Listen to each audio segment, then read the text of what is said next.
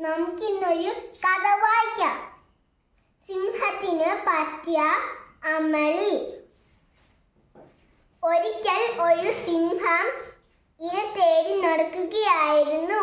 സിംഹം ഒരു തടിയൻ മുയൽ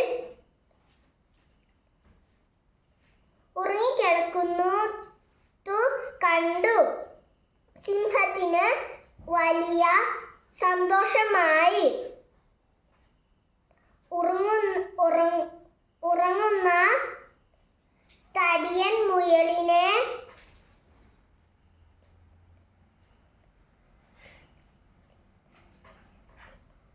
തിന്നുന്നതിനായി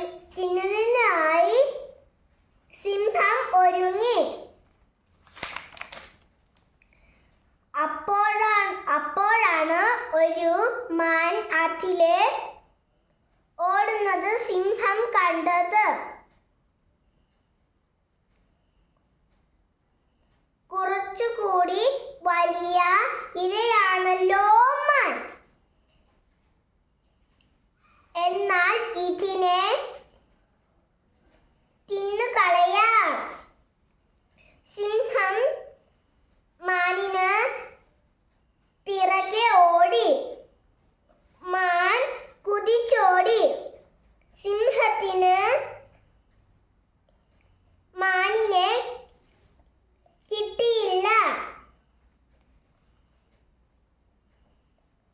ഓടിത്തളർന്നു സിംഹം. തിരിച്ച് മുയലിന്റെ അടുത്ത് വന്നപ്പോൾ മുയലുമില്ല.